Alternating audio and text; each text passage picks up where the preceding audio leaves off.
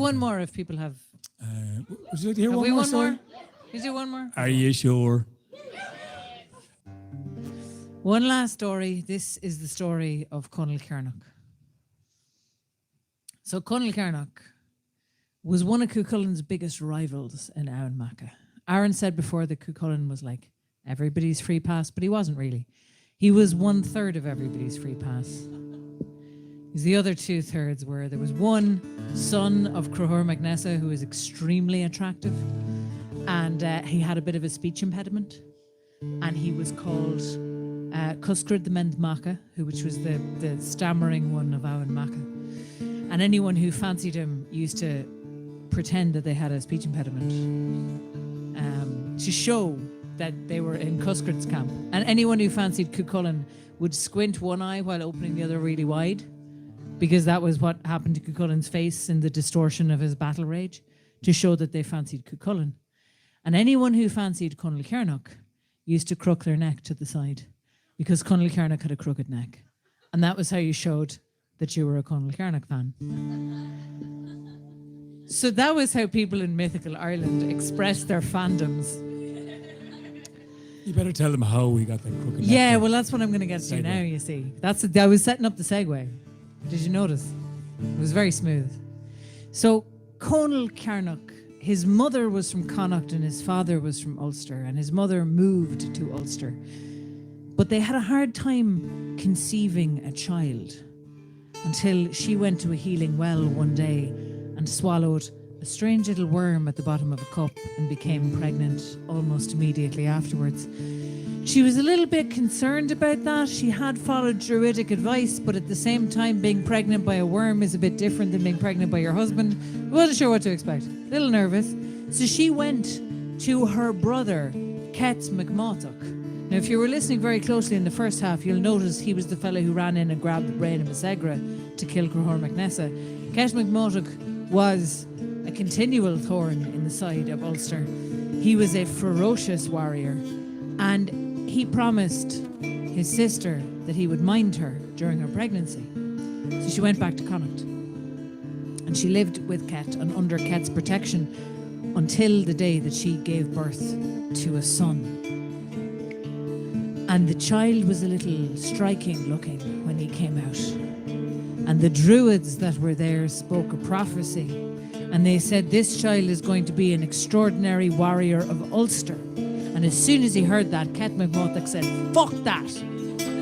And immediately tried to murder the baby by standing on his neck. And the druid said, let me finish.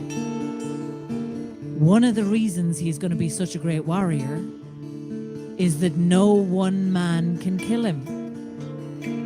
So Ket, standing on the neck of a newborn baby, felt like a bit of a dickhead. And that was why Conall Cearnach had a crooked neck. Now, aside from the crooked neck, he grew up tall and he grew up strong and he grew up absolutely fucking psychotic. And he was, as I've said, a striking looking man. One half of his body was as pale and unblemished as milk. And the eye in that half of his face was as black as a beetle shell. And the other half of his body was as freckled as a foxglove. And the eye in that side of his face was the beautiful blue of a cornflower. And his hair was so frizzy that if you dropped a bushel of hazelnuts over his head, not one would hit the ground. Not one. Because that's what epic hair is like. Conall Cearnach, when he grew up, he never went to sleep without the severed head of a Connacht man under his knee. For his back, like. And Conall Cearnach, despite the best efforts of Ket McMurtoch, could not be killed by any one man. But he and Cuchullin were raised as foster brothers. And as time went on and neither of them happened to have any sons, they made a pact that whichever of them died first, the other would avenge him. And that's what happened. Now you'll recall that when last we met Conall Cearnach, he was doubled over in the pangs of labour as Cuchulainn went to his death. And as soon as those labour pains eased, Conall Cearnach was the first up and the first on his feet and the first out the door. Not to mind that Cuchulainn had just had an affair with his wife in a valley. That was fine. He didn't care about that. He cared about getting to Cuchulainn's side. And so he was the first one to arrive where all of that army was gathered around that standing stone, still known today as Clochán Farmór, the big man's stone.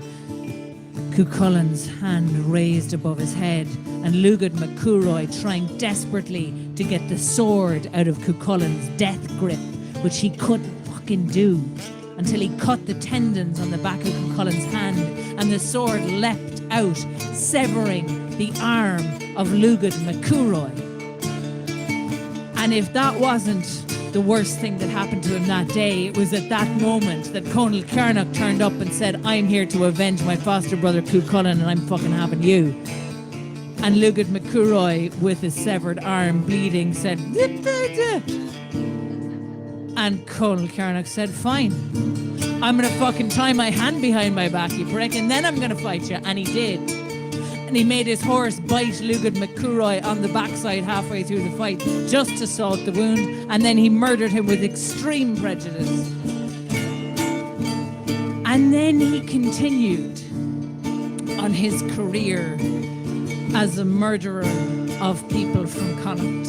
He eventually killed Ket mac Mátach after a 3-day night battle in a ford that almost killed him, but did not quite, because that prophecy still held fast and there was no one man that could kill him. And he was nursed back to health by a noble of Connacht who deeply regretted things halfway through, but it was too late by then because Conall Cearnach was too strong. And he kept going about his career as a brutal and glorious murderer of all of his enemies and also anyone who looked at him funny, until a terrible, terrible fate befell him. See, one by one, all of his friends died. Crohor died. Cuchulainn had already died. All the Crave Rua died. Leary Booyock died, brained himself on a door lintel. That was the story we didn't get to tell you in the first half. And Conall Cearnach, well, they asked him to be king of Ulster, but he really wasn't cut out to be a king. He was cut out to be killing people, and he was too good at it. And so he grew old, and he got sick, and he started to waste away. But Conall Cearnach had always had a voracious appetite. He could eat a whole boar in one sitting. So it was getting to be hard on the people of Ulster to keep the man fed. Now, they weren't going to not feed him because he was Conall Cearnach. He was a great warrior. They had a lot of respect for him. But he was fucking bankrupting the province. So they realised the only people in Ireland that were wealthy enough to keep Conall Cearnach in the ease and comfort which was his right, which he had earned, were Maeve and Álaíl of Connacht. So Conall Cearnach had the ignominy of spending his twilight years in the feasting hall at Cruachan Eye, eating and drinking his fill every night, and surrounded by Connacht men who weren't even afraid of him. And it fucking galled him worse than the leprosy he had contracted, but it didn't impact his appetite one bit. He ate them out of house and home until the day came that Maeve found out that Álaíl, her consort, was having an affair.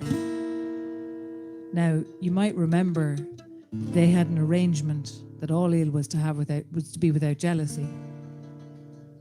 Queen Maeve never fucking promised to be without jealousy. Queen Maeve never said those words. That condition had never been placed upon her. And also, Fergus had already been killed at this point, so she went to Conall Cearnach and said, I would like for you to murder my husband. And Conall Cearnach, old, sick, barely able to stand up, said, "Fuck yeah." Snuck into Aulíl's room while Aulíl was asleep and stabbed him in the back with a sword.